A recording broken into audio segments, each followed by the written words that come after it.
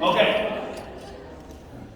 So this video is beautiful because I was having a wonderful interaction where I was trying to have everybody jumping and then somebody was mirroring what I was doing, which is perfect.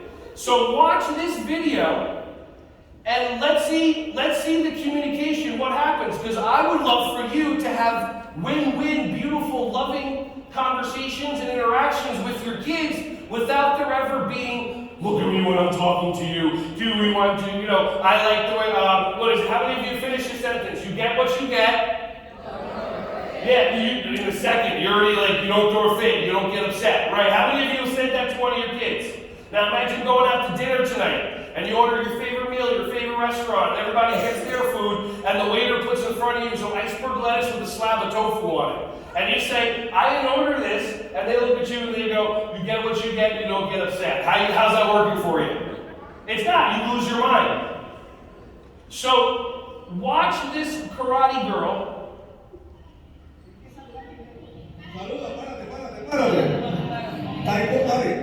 Now, here's an important lesson that I learned from this. If the design of your game and the design of your activity is not working for the kids, it's not up to the kids to fix it. It's up to you, only if you want to choose win-win. Anybody here do martial arts? Anybody? Okay, so if you see this here, this board is super thin. And then these boards here, they're way too far. So in the beginning, the girl who they want her to stomp on the board to break the board, she does it. But the design is flawed. The boards needed to be closer together and so that when she stepped on it, they broke. But they weren't. But the beauty of what I'm seeing here is this teacher is interested in win-win, but notice what the child does.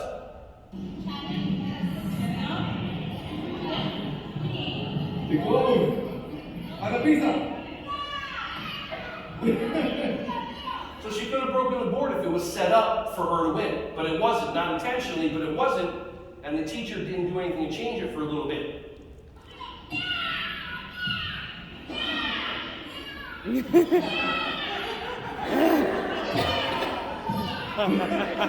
the child following instructions? Every single thing. But how many of you, I'm sure nobody in here, but how many of you would be there? No, even though that's what I'm showing you, that's not what I meant, and you should know what I want you to do instead of you doing. Anybody do that at home with their significant others?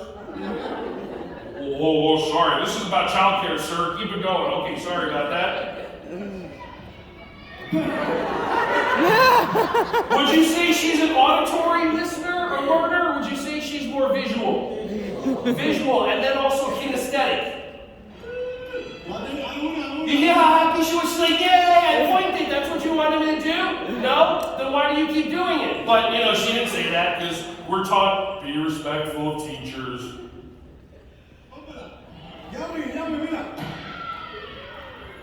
Did you see how hard she stomped on that board just to make sure that it broke? With all the powers, you were well like that. Shit, how you do it? You little one that's 1/8 my size.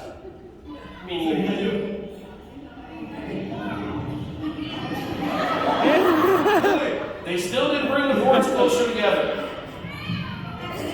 You think they're black belts, they've done this before.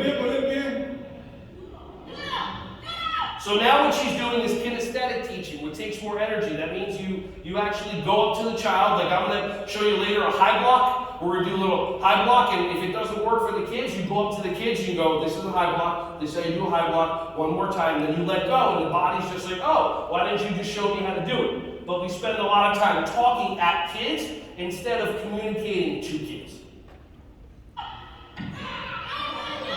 That was a pretty good shot, right? Like, what's with this board? Where'd you find this board?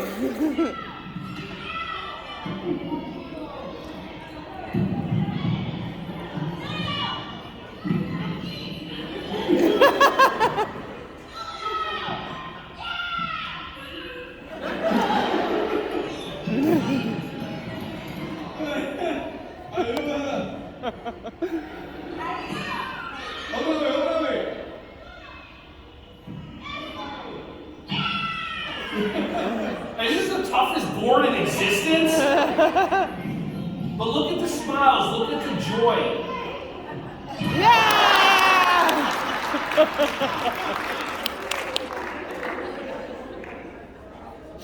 I love it. Then the big pop at the end. That was awesome. Okay.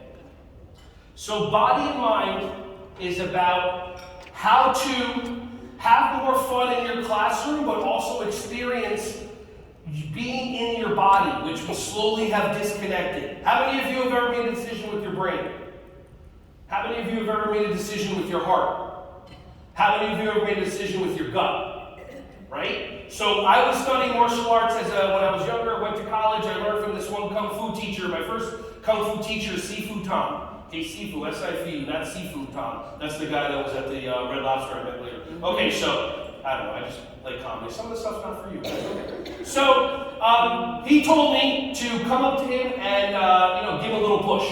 Just to kind of push him over. By the way, the first time I met him, he sees how big I am. So he's like, oh great, here's a target. The guy's like this small. He's like, come towards me and tap me. I'm like, oh, okay. So I take one step towards him. The guy squats down like this, puts his elbow out, and then I walk with my leg into his elbow, and my body goes down. So I literally caused my own, stop. So I'm like, oh, okay, I have a lot to learn from him. So another time, he's like, okay, Ron, come up here. I'm like, oh boy, because I was always the guy that was getting thrown. When he says, Ron, come up here, that usually means I'm getting thrown against the wall, flip, whatever. He's going to show how to take down the biggest guy. So he goes, push me. And I go, okay. And I went like this, and he took a couple steps back. We're going to test the limit on the stage, by the way. So then what happens is, he goes, okay, hold on 1 second. He does this kind of thing. You ever see this in the movies? He goes like this. He's like, and I'm just like, uh-oh. I don't know what's about to, I don't know what's going to happen, okay? But something's about to happen. So then he goes, okay, push me again. And I go, okay, and I go like this, and I push him, and I move back. And I'm like, what's going on? And I push him again, and I can't, now I'm in full ego. Oh, I'm trying to move this guy a third my size. And I'm like, all right, what gives? I'm getting it. And he said, the first time, I put my mind in my brain. I'm like, oh! What that meant. Ever be that person? You hear somebody say a word you don't understand, instead of going, I don't know what that means, you stop them, you just pretend like you know it, but your whole face showed you had no idea what that word was. Like, okay. So he goes, the first time I put my brain into put my mind in my brain. The second time, I put my mind into my feet. And I went, okay. And then years later, I go to my first chiropractor. And anybody ever go to a chiropractor? One of these people that you lay down on this table and you put your hands, they put their hands around your neck. And after seeing every single Steven Seagal movie there exists, I'm laying my head in this person's neck and this person's going, relax.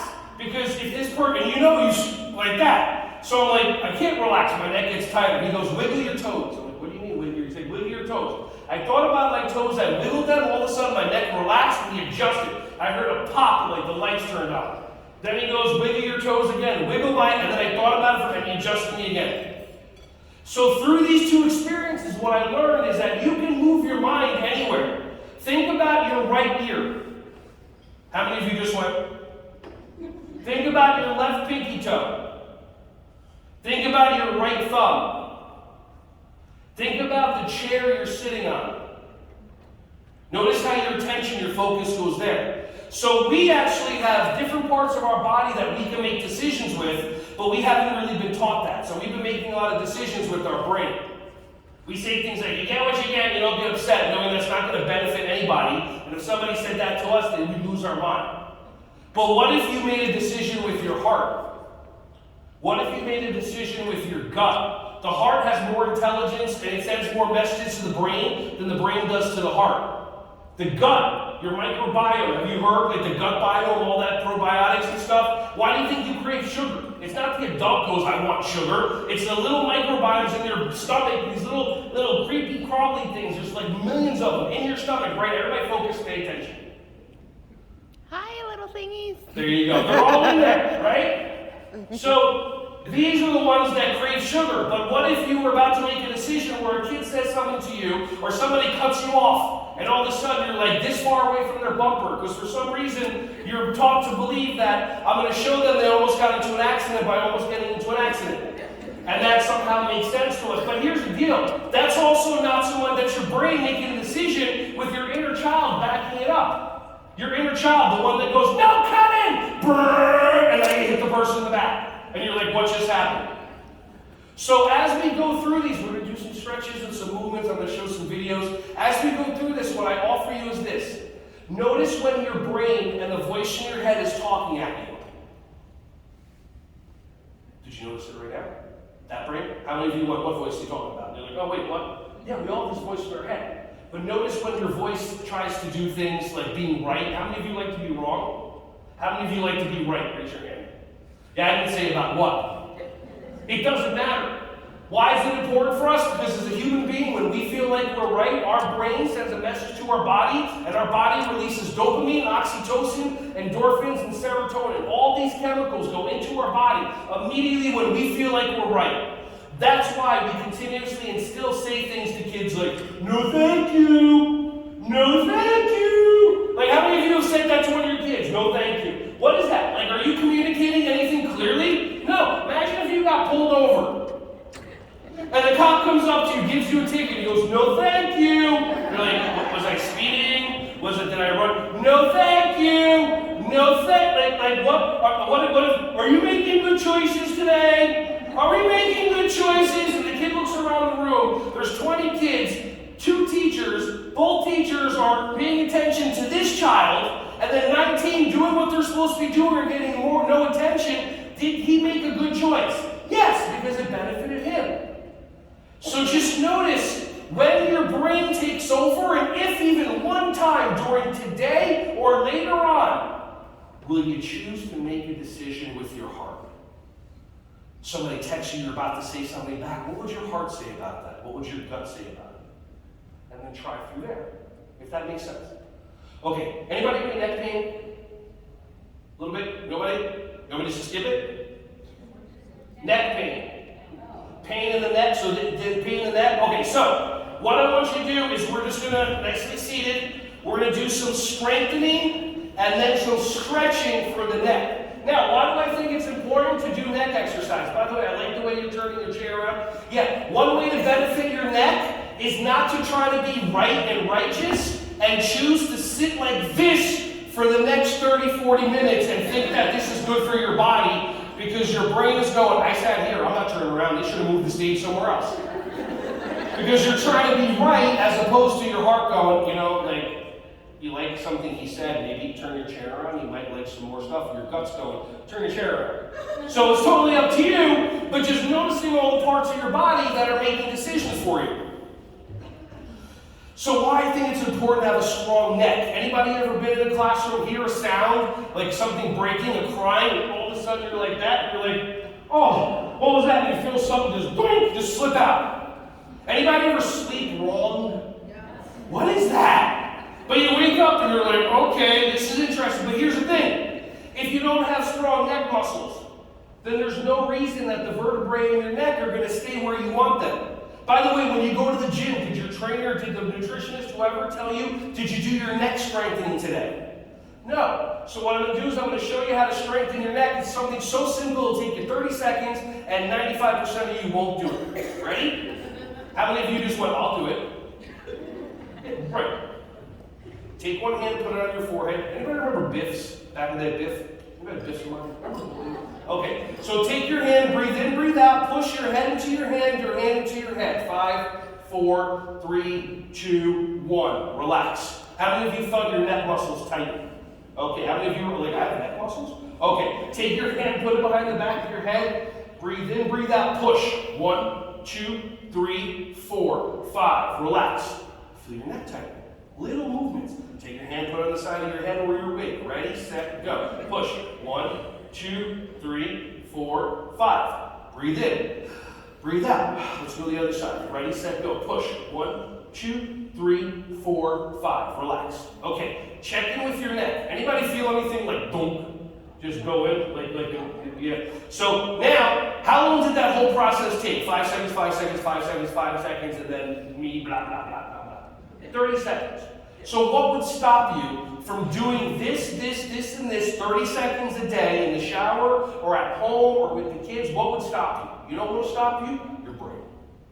Because your brain is going to tell you things like, right, I'm going to say something and your brain's going to say something. I recommend that you write down or put a reminder in your phone when you have a chance to do your neck exercises. Now be quiet. So your brain can say something like, I don't need to write it down, I'll remember. And your heart and your gut are going, you don't remember anything. But you still do it because you want to be right. Because when you say, I don't need to write it down, wow, that neck exercise really looks good. I don't want to be one of these people that has their hump in their neck and they're auditioning for the Hunchback of Notre Dame, and I can actually help myself. I can make my neck stronger so that if somebody hits me from behind, even if I'm stationary, then instead of when my neck goes when somebody hits you from behind, like one of those crash test dummies, your neck muscles immediately go, and you hold on and you don't have neck problems. All these things can happen. How many of you are going to write something down and remember how to do it and jot it? How many of you, your brain's going, I'll remember, and really, you're not going to. So it's okay, because now you get to experience your brain versus your heart and your gut. Welcome to the battle. Okay, next thing we're going to do, we just strengthen. Now we're going to stretch. Okay, so first, take your hands, put them behind the back of your head. Oh wow, some of you did this like you've done this before. Okay, cool. Hey, listen, I don't judge, live life. Okay, ready? And then doing sit-ups. What story are you making up in your mind and defending yourself? So ready? Tuck your chin in. Or for me, tuck your chins in. If you feel this stretching to your shoulders, that's not a bad stretch. If you feel this going down to the mid part of your back, okay. If you feel this going all the way down the lower part of your back, right above your butt cheeks, what could your body be telling you? Stretch it. Absolutely. Or your body will go, you know what? I'm going to pull your back for 3 days so you rest. Okay, now, everybody let go, look up, and we're going to do some baby birds. Mama bird's going to feed us some food, and everybody just eat the air. Do 5 like this. Watch, ready?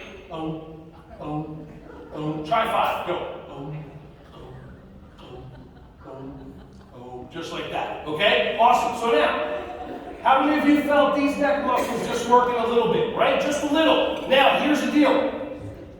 These are your sternocleidomastoid muscles. How many of you have ever seen somebody that has that like, some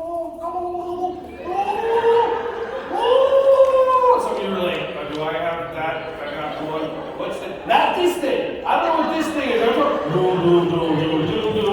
But the gobble gobble thing. So now, if you're a person that people have told you, aren't you supposed to be on the Thanksgiving Day table, then what you can do is, if you do these 10, 15 times a day, your sternocleidomastoid, your SCM muscles get tighter, they get stronger, and they start pulling the skin back so that everything gets, see, now I'm looking around the room and you're like, this one lady was going like this, these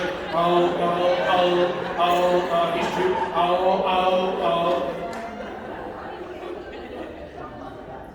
Because the first time I just told you what to do, so your oppositional self would do it or would not do it. The second time I gave you value, and then all of a sudden your brain went, now I want to do it. That's the difference between creating a win-lose, where you tell someone what to do, tell your kids what to do, tell your spouse what to do, or when you create win-win and have them, you and them work together to figure out how to create win-win. How so everybody understands each other. Like, does everybody know what the love languages are? Okay, that's your homework. Look at the love languages, because if your love language is gifts, and you like it when people give you a $10 gift card to something, other people's love language is physical touch. If you go up to that person, you want to acknowledge them, and their love language is physical touch, and you go, here's a gift card to Dunkin' Donuts. They're like, that's cool, but if you high-five them, their whole body lights up. So understanding the love languages of yourself and your spouse is important. Your kids is important. Your co-teacher is important. You want to have a magical classroom? Have the kids take the love language quiz. It's online, but take it offline and just have it, because you'll learn. One of these kids acts of words of affirmation. Another one is, gift, whatever it is. Okay, something to keep in mind, because that's how you create win-win. All right, next thing you're gonna do, drop your head over this way. Take your hand and just let it just hang. And notice we're not gonna be pulling anything. All I want you to do is just let your arm hang, and then notice gravity and notice all this opening up. Breathe in, breathe out. Breathe in. Now when you breathe out, this hand, that's point. Go like that point. And notice how much more openness you get in your neck. Breathe in, breathe out, and then point a little bit more. If you feel like the front of your chest is tight, shoulder, bring your hand back, point like this. Feel your back is tight back here. Take your hand, point it forward. Keep the stretch going in your neck. Okay, and then grab onto your head and lift it up. Nice. Let it drop over the other way. If some of you are lucky enough to have a nice protective layer of fat right here that can cushion you, then that's better. If you're one of those people with those chiseled jaws, look up carbs. Okay, ready? And just have your arm just flat down like this. Breathe in, breathe out, and point. And now just hang out.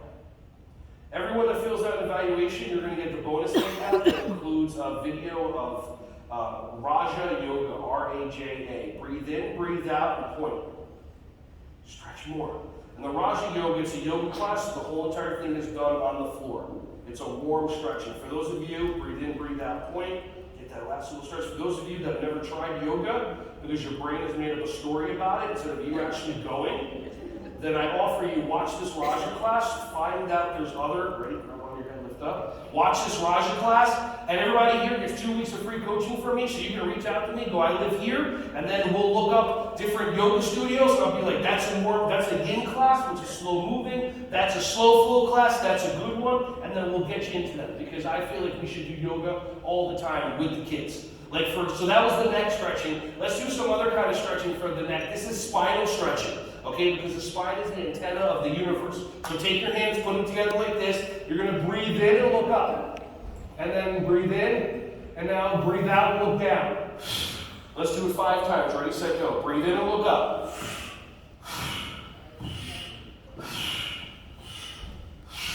2 more. 1 more. Just like that. And now your spine stretches. Here's another one from the Raja class. Take one hand, put it up in the air, grab onto your wrist, breathe in, breathe out, and just gently pull. That's it. And what you're doing is you're feeling your side body stretch. All the muscles around your ribs.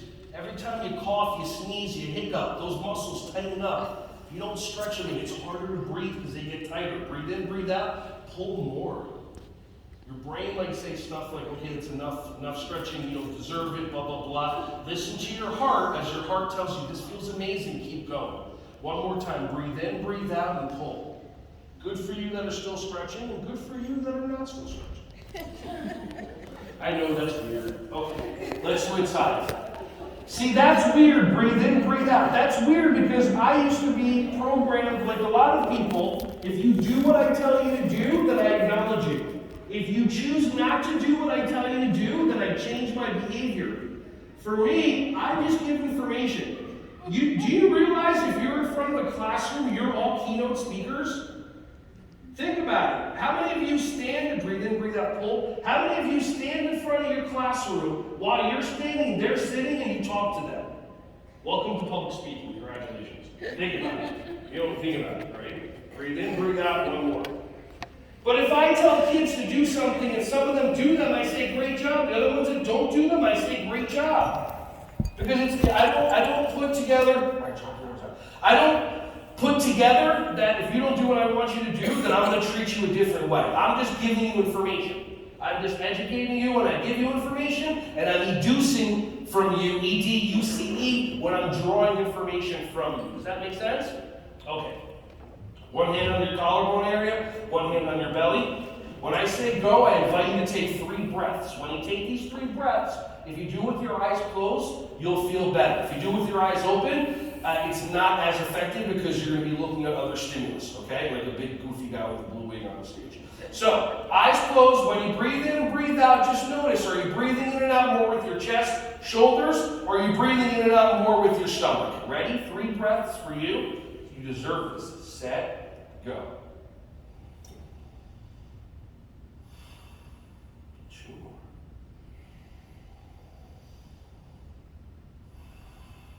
Last one.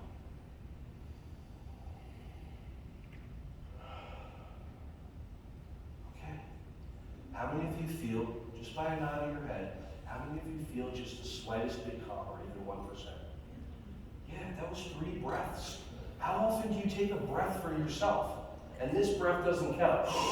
Joey! I'm so surprised that you did the thing that you do every half hour on the hour for the last 4 months to get attention, but the only thing I got is...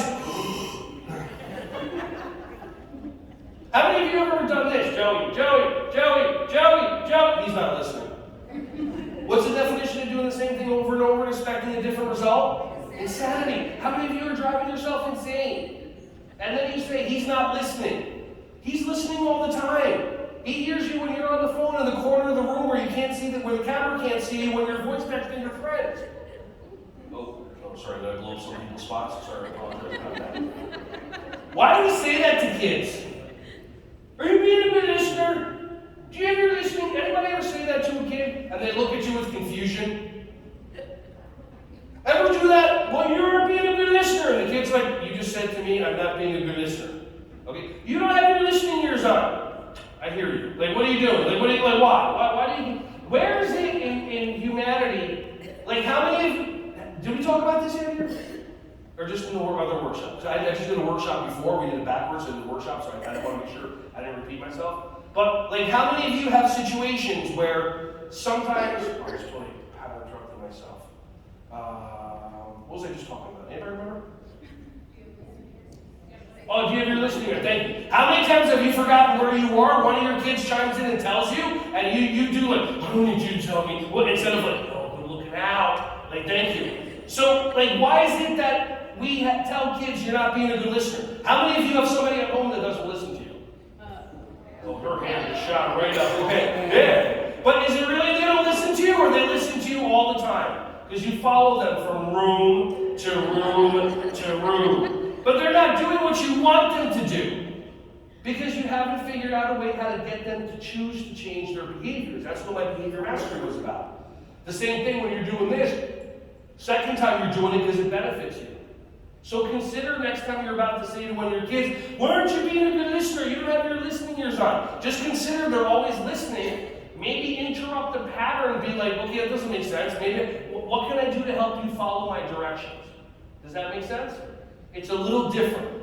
It's the same thing with you get what you get, you don't get upset. No, thank you. No. Are we making good choices today? All these things that we say that just got stuck in our head because we heard other people say it 10, 20, 30 years, but it doesn't make sense. So you get to listen to your heart and be more powerful and make those kinds of changes. And it's not easy. It's not easy to make those changes, but you get to. And we'll talk about that a little bit more. Take one leg, put it out like this. Okay? Now, how many of you have ever pulled your lower back? How many of you have ever pulled your lower back, not because you were in an accident or something, just because all of a sudden one day your body's just like, hey, you know how good you feel all the time? Let me just shut that down. Okay? So usually the reason why we have lower back pain, oh, that was a nice one, okay. I'm going to surf this thing down. How many of you, your brains are like, that's not safe? And the same kids that climb stuff, the future John Cena's and the future Ronda Rousey's in your room, and they're doing crazy stuff, and you're just like, oh, no! And the kid's like, oh, you're going to do it more. So most of the time, your lower back pain comes from one of two areas.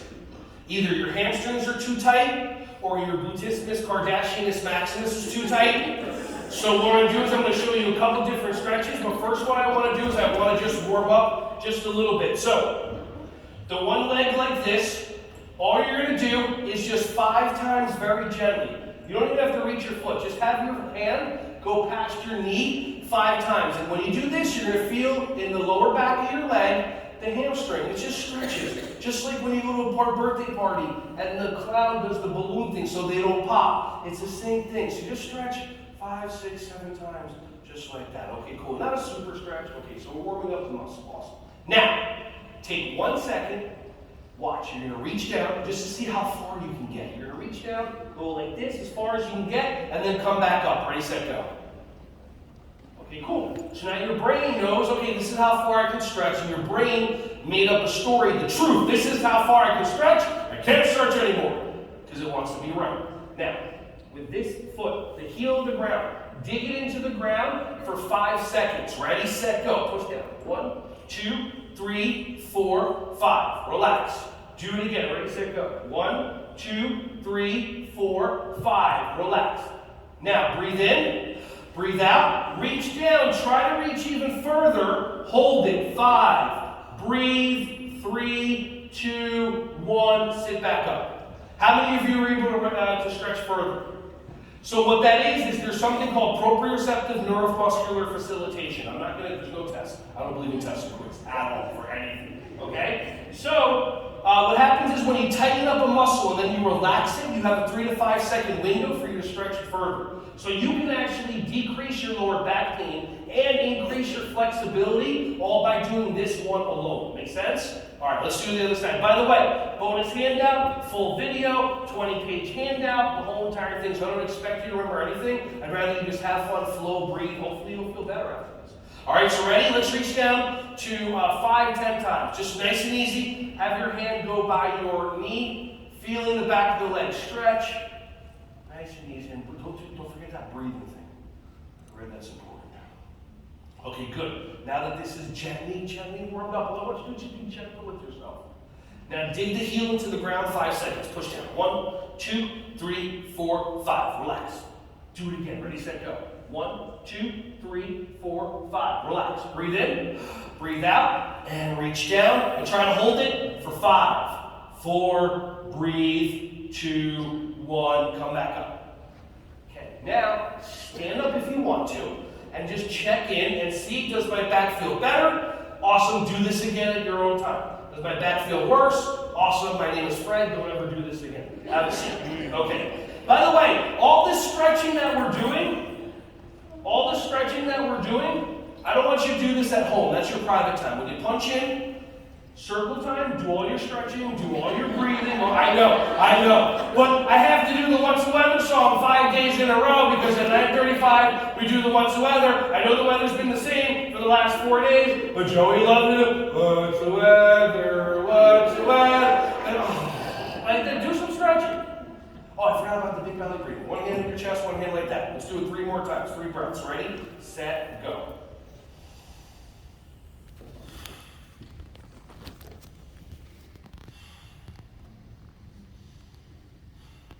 How many of you are breathing in and out more with your chest, shoulder area?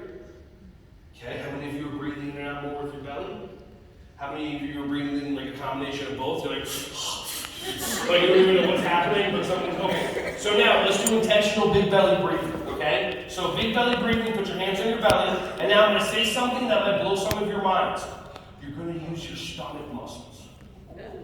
You do have them. Maybe they're buried under a nice protective layer like mine is, or maybe you're like one of those weirdos with the Hawaiian buns, but whatever, it's fine. Okay, so ready?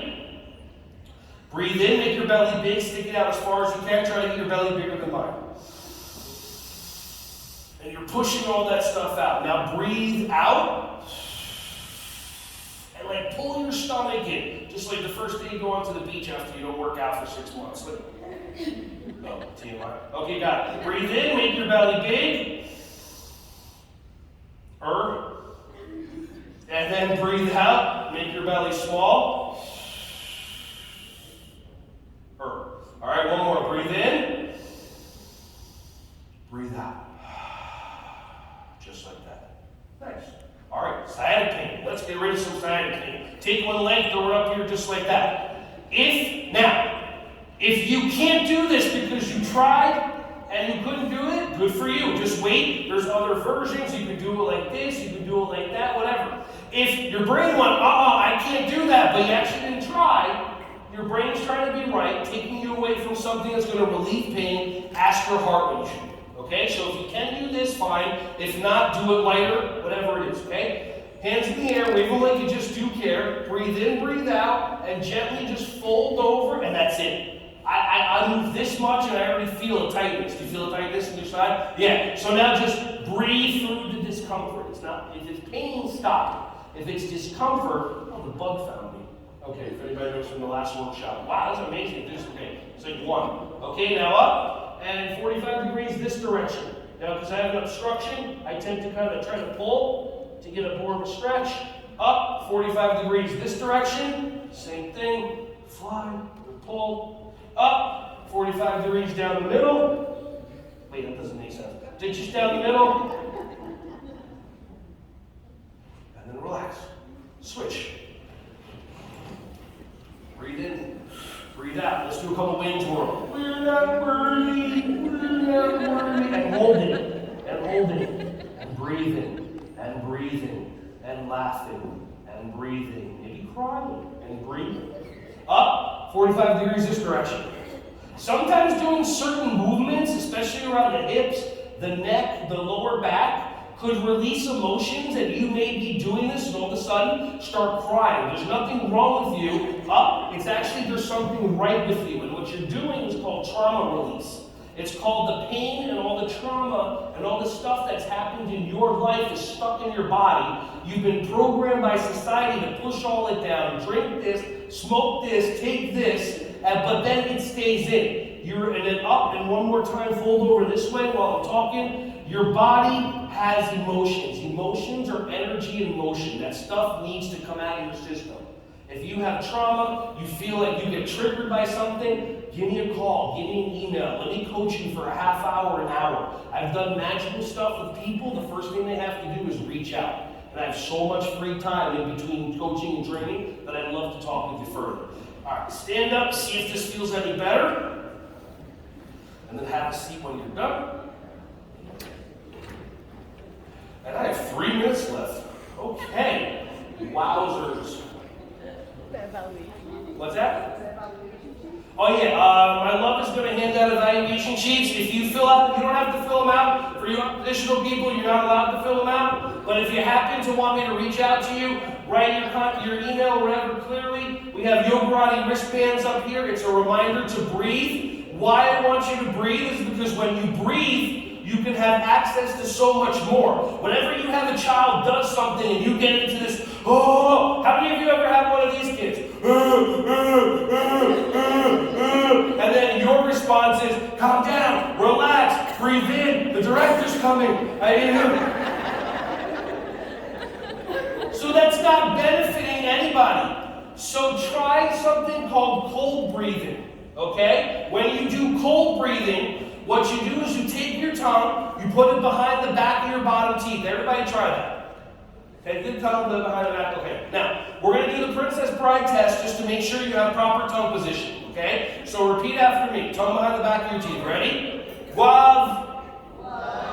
True wav is a magical experience. Sounds pretty good. Okay, let's do the ultimate one. Ready? Repeat after me. Princess Buttercup. Okay, if you haven't seen Princess Bride and you have no idea what I'm talking about, like go watch that while you're driving back. Just kidding, like that. Okay? So now, cold breathing. You take your tongue, you put it behind the back of your bottom teeth. Keep it there. Now you breathe in with your mouth like you're sucking air through a straw. Try it for 2 to 3 seconds. Go. Breathe out any way you want. Breathe in. And breathe out. Okay. What did you feel? What's that? Anybody feel a cooling sensation? So a cooling sensation gets entered into your body, so now you have a moment. It's called the pattern interrupt. You have that moment when you're about to make a decision with your brain. And now, after those 2 breaths, that fight, flight, freeze, fawn part shuts off. The other part of your brain, the loving part, turns on, and then you can make a decision as a choice. Because the problem is that human beings do one thing that takes away from their happiness, and it's creating expectations. Do you want me off in a minute, or can I do like 3 minutes? 3? Okay, cool, awesome. So I got 6 hours, because you got nothing. So, how many of you have ever created an expectation for another person? Never shared the expectation with them. And when they don't fulfill the expectation that they know nothing about, your brain gets mad at who? It doesn't make sense. If I create an expectation right now for everybody, I'm going to do it right now. Why didn't you do it? I expected everybody to go, where did you go from? Where did you go? But did I tell you? So do I have any right to be upset at you? No. So what I did was I should all over you. Should. S-H-O-U-L-D. When you read, I just want to be clear, because they haven't paid me yet. So what happened? So when you say the word should, as a human being, you create expectations for yourself and others. How many of you have expectations for the parents of your kids? Expectations like, oh, they'll pick their kids up on time? You're like, how's that working? How many of you have parents that have expectations you'll teach their kids the rules, respect, discipline, how to follow structure and all that stuff? So what, magically the kid just comes home and they're like one of the kids from The Sound of Music, like, hello father, hello mother, I had a wonderful day at school, I'll tell you about it later, may I pour you a glass of wine, I'm gonna go do my chores and we'll catch up later. Hello, farewell, our feelings may goodnight. Oh, almost lost it down. Oh, right. So this is what I offer you. When you say the word should, you're setting yourself up for upset. When you say he should be this way, she should be this way. How many of you drive in the morning and you're still surprised there's school buses? But you get stuck behind one. But if I told you leave 15 minutes early, your brain goes into, oh no, I need my sleep, I need my this. I couldn't possibly do that. But you're up till 3 in the morning, Instagram, while the light's on in your face and you're wondering why you're not getting sleep. But that 15 minutes will really make a big difference for you. That's called sarcasm. I grew up in Jersey, just want to let you know about that, okay? So instead of saying should, try could. Anybody here have an expectation on somebody they'd like to maybe not have anymore so they can be happier? I'd love to work this out with somebody and make a difference for everybody. Anybody? Nobody. Okay, tremendous. So think about one person in your life that you have an expectation for. I expected somebody to raise their hand. That's fine. That expectation is gone. So now my brain goes, they should have raised their hand. Now my brain goes, well, they could have raised their hand. So think about the expectation you have for a child or for an adult. And think about, say their name or their pronoun to yourself in your head. Should and the expectation you have for them. Ready, set, go. And do you like the way that you feel now? And if you don't like the way that you feel, say the same sentence, take out the word should, and put the word could in there. Ready, set, go. Pronoun or name. Could. Expectation. Do you feel the same or do you feel different? If you practice this every time you say, Billy should be this way, Joey should be this way, she should be this way, and you say could instead, what you're going to feel is lightness. Because what's going to come off of your shoulders is all the weight of the expectation that you put on these people that has nothing to do with them. So I leave you with this. Be nice to yourself. Notice the end of nice. Notice when you feel any way that you don't want to feel. Take that cold breath. All of a sudden, take another one. The I of being nice. Investigate. What expectation did I create? I created an expectation that everybody's a good driver. How's that working? I created an expectation that every parent is going to call me back. I created an expectation that my kids are going to clean up their room. How's that working? And then the C and the E in being nice, change the expectation from a should to a could. And you will find the magic in creating a win-win life with other people. When you alleviate yourself of the expectations you put on them, your life changes. I appreciate you. I love you all. If you have any questions, come hang out with us, talk with us. If not, have an amazing rest of your day. Please, please, please, don't should on yourself. Should. S-H-O-U-L-D. Have a wonderful rest of your day.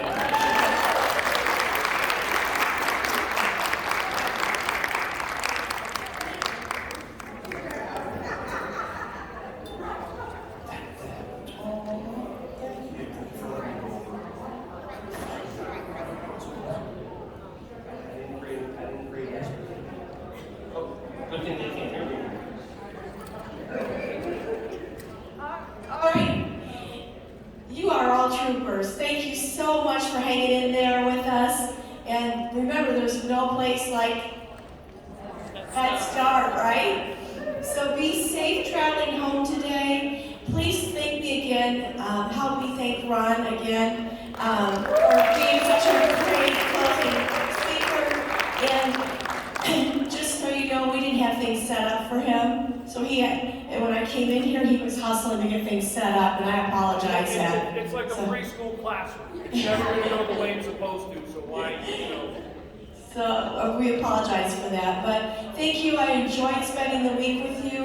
We'll be back together for many events coming in our future, and look for next year's dates coming soon. So be safe traveling home, and may the force be with you. Oh, wait, we have one thing. Oh gosh, thank you. I'm so sorry. So one last thing, I'll close the business. If you have dollar per child checks that your agency has, can you bring them forward at this time? All right, you want to tell us what program you're from and how much you got here?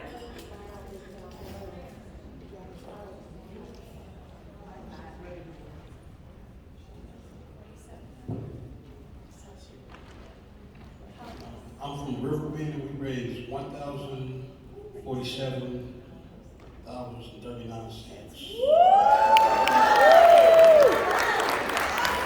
Thank you. All right, anybody else have checks that they brought with them? Yes, come on up. I'm from Tri-County Opportunities Council, and we brought $1,075.